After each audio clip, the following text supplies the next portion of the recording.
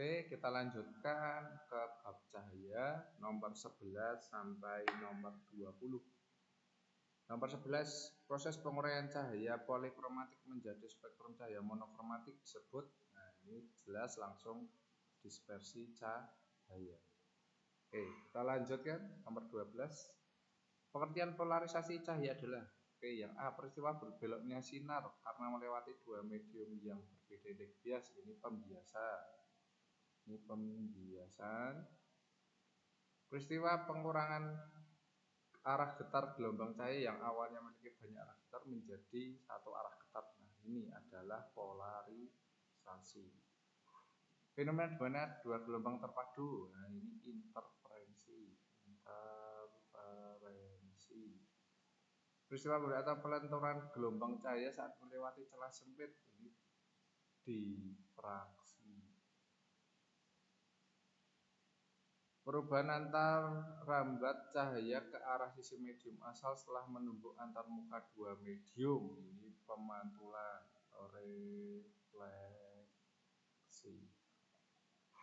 Oke, kita lanjutkan nomor 13. Perhatikan dua cermin datar di bawah ini. Maka besar sudut R1 adalah R1 yang di sini ya. Kalau di sini 40, R di sini pasti 40. Nah, kalau di sini 40, ini bentuk sudut 90, berarti di sini 50. Nah, di sini 50, 90, pasti di sini 40. Nah, kalau 40 berarti di I1 di sini itu 50. I1 sama R1 ini pasti sama, 50. Berarti jawabannya otomatis 50 derajat. Next, nomor selanjutnya. Sebarkan sinar dengan sudut datang 45 derajat, berarti sudut datang I 45 derajat terhadap garis normal menembus sebuah kaca. Ternyata sinar tersebut dibiaskan dengan sudut bias 30 derajat, berarti R-nya 30 derajat terhadap garis normal. Maka besar indeks bias kaca, ditanyakan N kacanya berapa. Nah, ini N udaranya udah diketahui, N1. Pakai hukum Snellius, N1 kali sin I sama dengan N2 kali sin A. Nah, ini kan broadcast menembus kaca, berarti awalnya dari udara ya. Berarti N1 nya ini N udara. N udara 1. Sin I, sin 45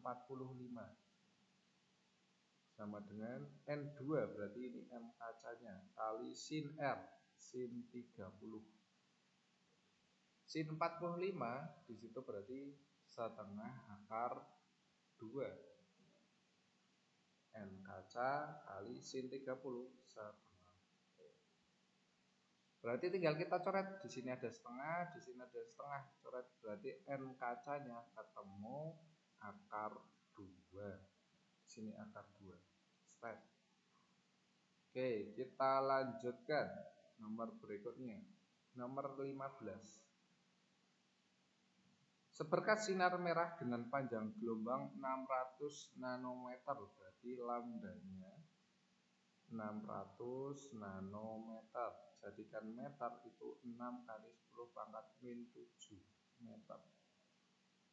Melalui krek pada plat baja yang berbentuk celah tunggal. Oke, berarti ada keterangan celah tunggal di sini.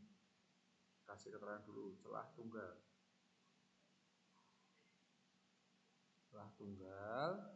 Jika sinar tersebut terdifraksi sehingga teramati pola gelap terang pada layar yang berada 1 meter dari plat, berarti L-nya jarak layar ke celah 1 meter. Dan terlihat bahwa jarak pola terang pusat ke gelap pertama adalah 6 mm, berarti jarak terang pusat ke gelap pertama itu 6 mm atau 6 kali 10 pangkat min 3 meter. Ditanyakan berapa lebar krek pada plat baja tersebut, berarti ditanyakan lebar celahnya. Masih ingat celah tunggal, pola yang terjadi. Nah, pola yang terjadi dia seperti ini.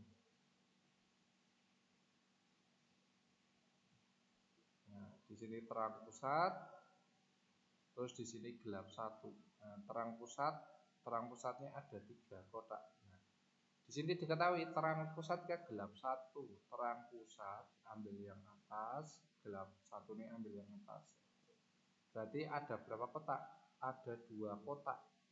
Berarti Y terang pusat ke gelap 1 ada 2 kotak. Masih ingat satu kotaknya itu setengah delta P. Ini kita coret. Berarti delta P itu lagu londo diperdendangkan. Y terang pusat ke gelap 1.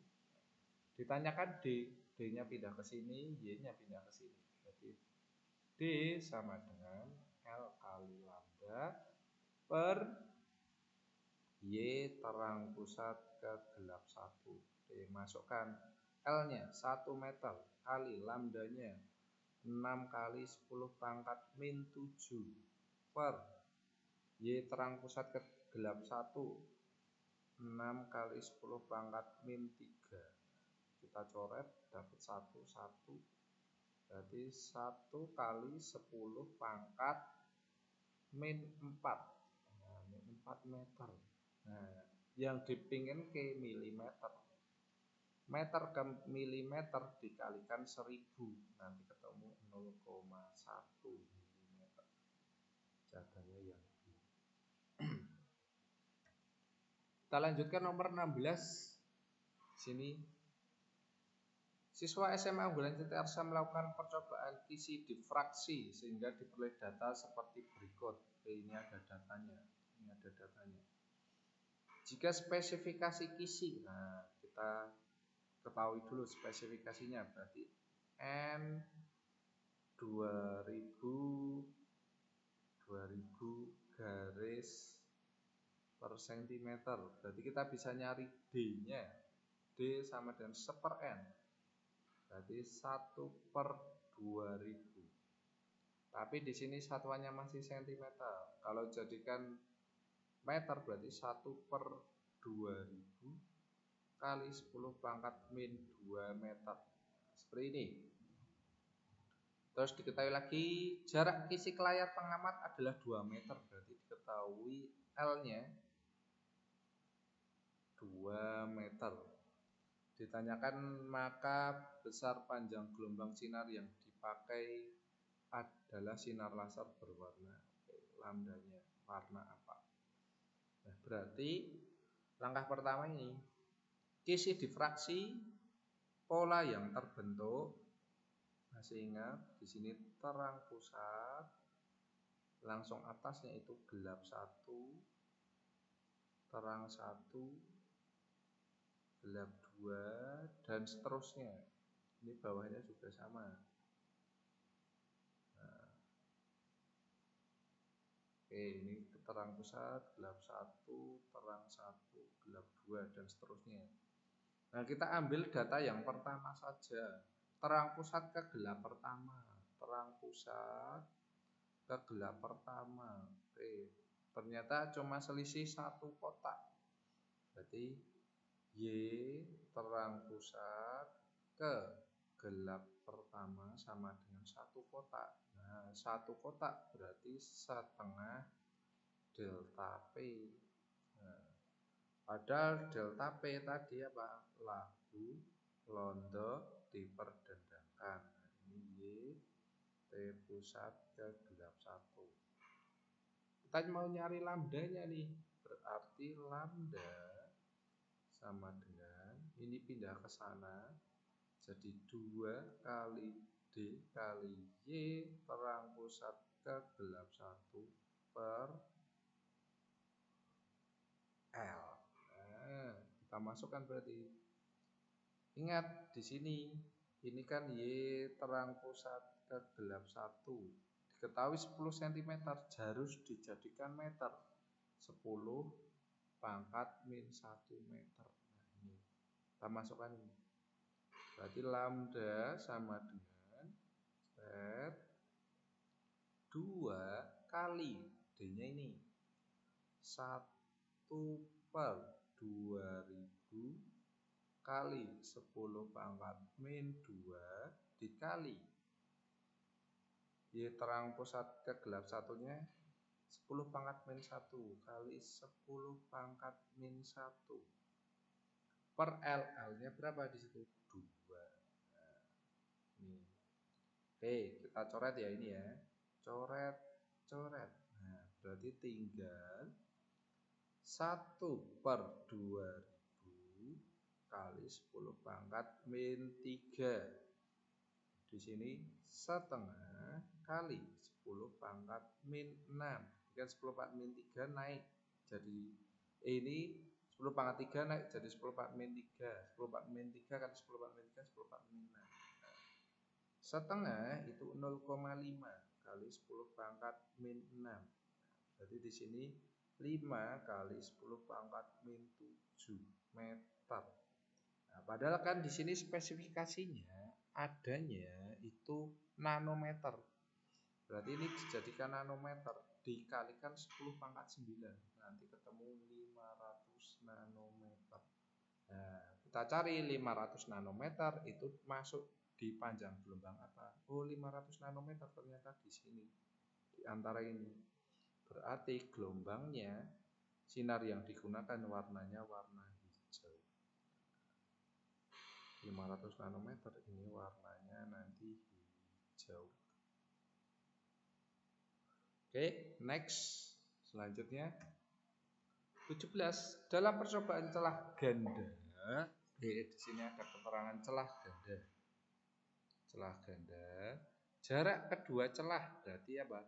D-nya 0,25 mm. Jadikan meter berarti 1/4 kali 10 pangkat min 3 meter. Jarak celah ke layar 0,5 meter, berarti L-nya 0,5 meter atau setengah gitu aja ya, setengah meter sama. Dan digunakan panjang gelombang 540 nanometer, berarti lambdanya itu 540 nanometer. Jadikan meter 540 kali 10 min 9 meter. Ditanyakan jarak garis gelap ketiga ke terang ketiga, berarti Y gelap ketiga ke terang ketiga itu berapa? Oke. Karena di sini celah ganda, pola gelap terangnya gimana? Kita gambar dulu.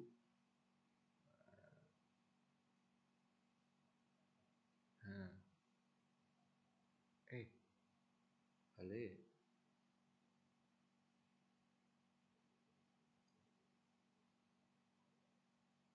Oke, kita gambar dulu. Ini. Terang pusat, gelap 1, terang 1, gelap 2, terang 2, gelap 3. Terus di sini terang 3. Gelap ketiga ke terang 3. Gelap 3 ambil atas, terang 3 ini ambil atas. Oke, ternyata cuma ada satu kotak tok. Y gelap 3 ke terang 3. Ternyata ada satu kotak. Nah, 1 kali kotak, 1 kotak setengah delta P. Oke, berarti di sini setengah kali delta P, lagu londo diperdendangkan. Oke, kita masukkan angkanya berarti setengah kali L-nya setengah dikali lambdanya 540 kali 10 pangkat min 9 per D-nya, ini D ya, londo diperdendangkan, D-nya 1/4 kali 10 pangkat min 3. Nah, setengah kali setengah 1/4 berarti bisa dibagi sama 1/4. Nah, ini kita coret. Berarti tinggal ini naik 540 kali 10 pangkat min 6. 540 kali 10 pangkat min 6 meter. Padahal dia di sini diminta milimeter. Nah, dikalikan 1000 lagi, berarti 540 kali 10 pangkat min 3 mm. Atau ini dikalikan jadi 0,54 mm. Jadi jarak garis gelap ketiga ke terang ketiga 0,54 mm. Next. Di sini cahaya terpolarisasi acak dikenakan pada polarisator bersumbu transmisi vertikal. Jarak cahaya yang keluar dari polarisator dilewatkan pada analisator. Oke, berarti mula-mula ada polarisator. Nah, di sini juga ada analisator. Ada analisator sehingga intensitas cahaya yang keluar dari analisator berkurang 87,5% dari intensitas cahaya awal. Oke, berarti di sini intensitas cahaya awal I0 masuk ke sini jadi I1. Keluar dari analisator itu jadi I2. Nah, I2 itu sama dengan berkurang 87,5%, berarti mula-mula kan di sini 100%. Terus 100% cahaya yang masuk. Di sini berkurang 87,5, berarti 100% dikurangi 87,5%. Tinggal 12,5%. Nah, berarti di sini itu tinggal 12,5%. Maka analisator tersebut memiliki sudut transmisi sebesar, oke, berarti di sini ditanyakan tetanya. Oke.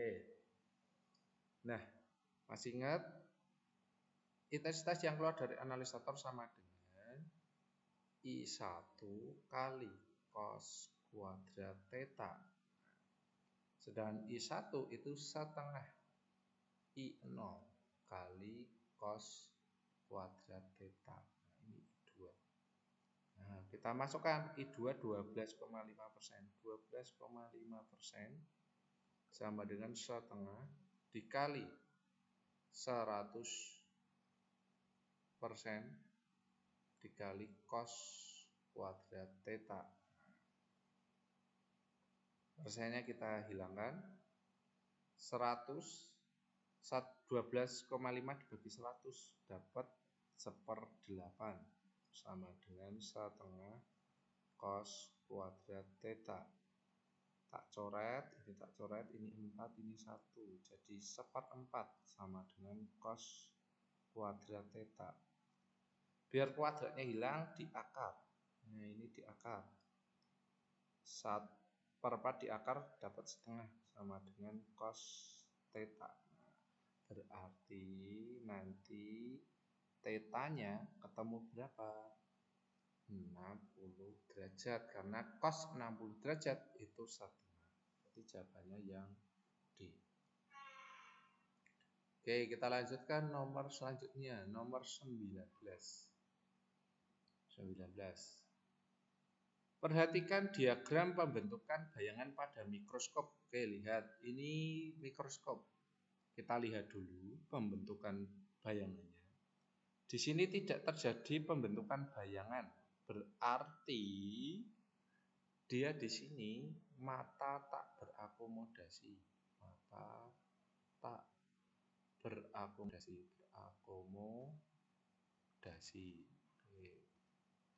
Oke ya, jadi mata tak berakomodasi di sini.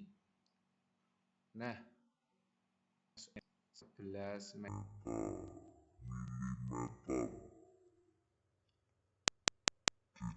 lensa objektif dan mikroskop tersebut mempunyai fokus lensa objektif FOB 10 mm dan fokus lensa Opler FOK, dia di situ 5 cm. Maka perbesaran total mikroskop tersebut. Oke, ini ingat ya, mata tak berakomodasi berarti M sama dengan MOB dikali MOK. MOB itu langsung aja pakai rumus cepat, FOB per SOB min FOB dikali, karena dia di sini mata tak berakomodasi, berarti di sini SN per FOK. Kita masukkan FOB-nya 10 per 11 min 10 dikali SN-nya itu 25 cm per 5. Oke. Ingat ya, ini masih cm bisa dicoret. Nah, kalau ini udah milimeter, di sini ya milimeter bisa dicoret juga. Berarti sini 10 dibagi 1 dapat 10 dikali 25 per 5. 5. Oke, sama dengan 50 kali. 50 kali. Oke, ini untuk mata tak berakomodasi ya. Kalau mata berakomodasi maksimum, nanti MOK-nya yang berubah. Di sini SN plus FOK plus 1 gitu ya. Yang berubah ini kalau mata berakomodasi maksimum. Oke. Komen hati-hati, lihat gambarnya. Lanjut, nomor 20. Sebuah teropong bintang digunakan untuk pengamatan bintang dengan menggunakan mata tak berakomodasi. Jika panjang teropong D 105 cm dan fokus okuler FOK-nya 5 cm. Ditanyakan perbesaran totalnya M sama dengan berapa. Oke, pada teropong M sama dengan FOB per FOK. FOB-nya belum ada, tapi kita udah dapat D di sini. Nah, lihat D sama dengan FOB plus FOK. Nah, D-nya udah ada 105 sama dengan FOB plus 5. Pindah ruas jadi min, ketemulah FOB-nya itu 100. Berarti di sini itu nanti 100 dibagi 5 dapat 20